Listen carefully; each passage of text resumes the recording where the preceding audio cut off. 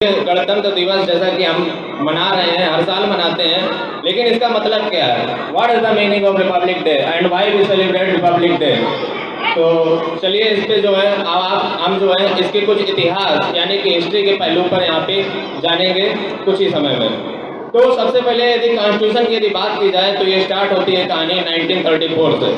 1934 में सबसे पहले एम.एन. रॉय, जिन्होंने जो है कॉन्स्टिट्यूशन के निर्माण के लिए पहली बार जो है अपनी बात रखी। उसके बाद 1935 आया, जब जो है पंडित जवाहरलाल नेहरू जी ने जो है इलेक्शन फर्स्ट टाइम कॉन्स्टिट्यूशन बनाने के लिए ब्रिटिश सरकार से अपनी दरख्वास्त रखी। इसको एक्सेप्ट भी कर लिया गया और 1938 में जो है पंडित जवाहरलाल नेहरू ने कहा कि जो इलेक्शन होगा वो एडल्ट फ्रेंचाइज यानी कि वयस्क मताधिकार के आधार पे होगा, जो हमारी कॉन्स्टिट्यूशन असेंबली बनेगी, जिसको एक्सेप्ट कर लिया गया 1940 में और उसको हम अगस्त ऑफर के नाम से जानते हैं। फिर सन आया 1942, क्रिप्स मिशन ब्रिटिश से इंडिया भेजा गया। ब्रिटिश से इंडिया में क्रिप्स मिशन को भेजा गया, जिन्होंने भारतीय संविधान बनाने की बात रखी, लेकिन इसको जो है मुस्लिम लोगों ने बायकॉट किया। कारण उसका ये था कि वो चाहते थे कि हम जो है एक अलग राष्ट्र बनाना चाहते हैं जिसका नाम पाकिस्तान हो। फिर 1946 जैसा कि आप जानते हैं उस समय जो है वर्ल्ड वार फर्स्ट चल रहा था। 1946 आया और कैबिनेट मिशन भेजा गया ब्रिटिश की तरफ से। कैबिनेट मिशन भारत में आया और उसने जो है ये जो दो राष्ट्रों वाली मांग थी इसको कहीं ना कहीं खारिज किया और उनको ये विश्वास दिलाया कि आगे चलकर हम ऐसा ही करेंगे, जिसको मुस्लिम लोगों ने मान भी लिया।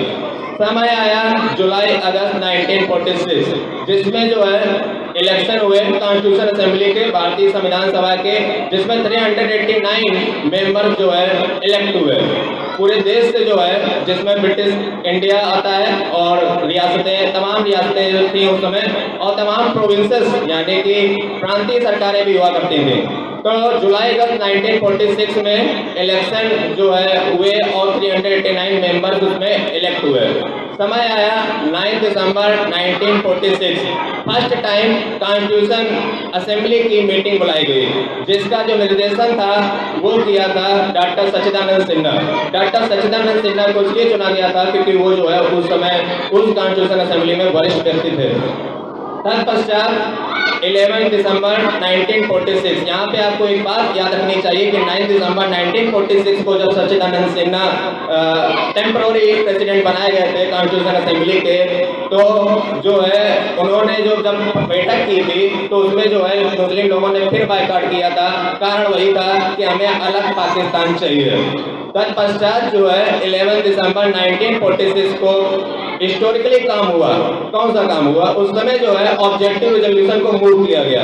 ऑब्जेक्टिव रेजोल्यूशन ये वही पत्र है या वही कागजात है, डॉक्यूमेंट है जो आज आपके इंडियन कॉन्स्टिट्यूशन में प्रीएम्बल का काम करता है। यानी कि हमारे इंडियन कॉन्स्टिट्यूशन की फिलॉसफी क्या होगी और उसमें क्या फंडामेंटल चीजें होंगी, उसका सरल शब्दों में जो है मूल्यांकन उसका ऑब्जेक्टिव रेजोल्यूशन में किया गया, जिसको प्रीएम्बल हम आज मानते हैं। उस समय 11 दिसंबर 1946 को पंडित नेहरू जी ने ऑब्जेक्टिव रेजोल्यूशन के नाम से इसको पेश किया था और ये सभी की सर्वसम्मति से यानी कि यूनानिमसली जो है इसको एक्सेप्ट कर लिया गया 24 जनवरी 1947।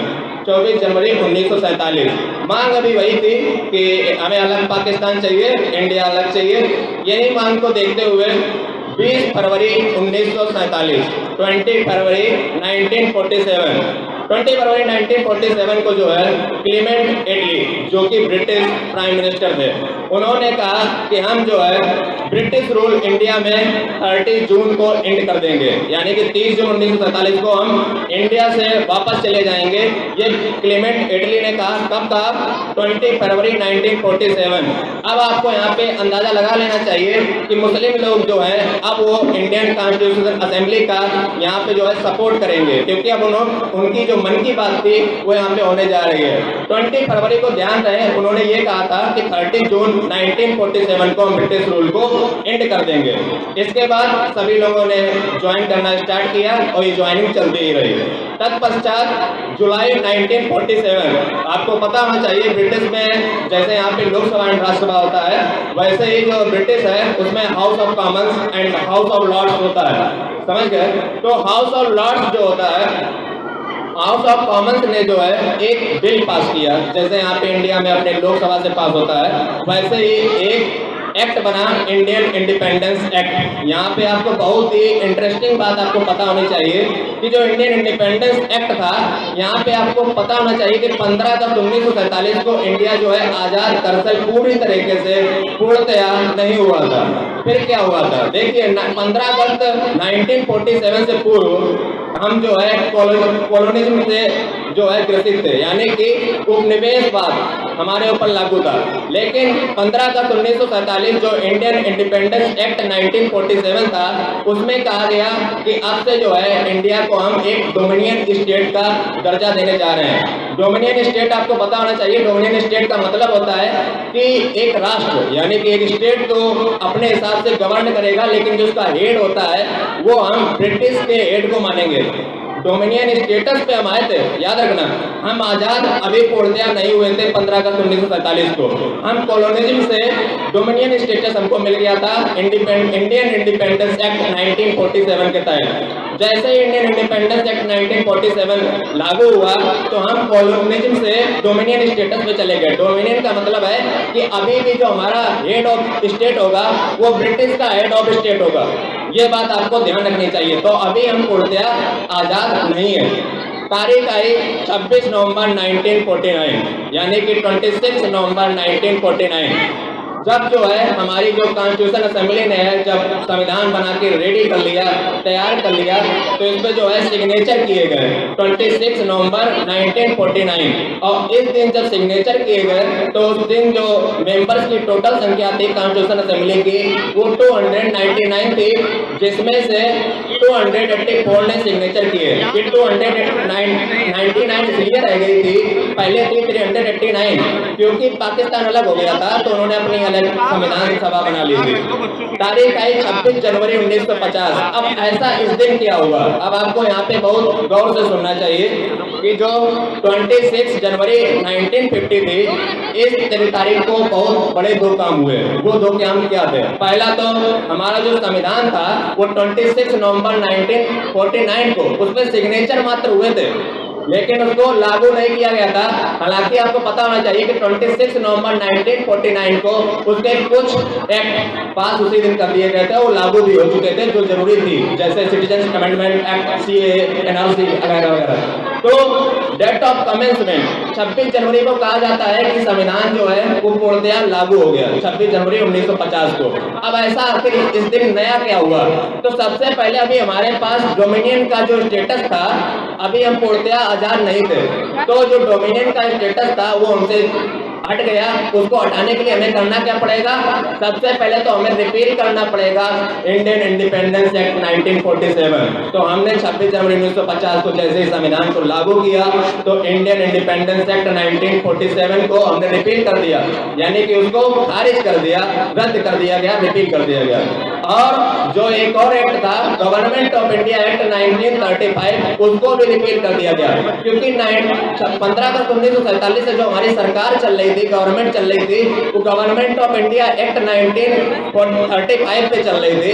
अब जो है ये दोनों एक्ट को रिपील कर दिया गया और अब हम पूर्णतया गणतंत्र हो गए।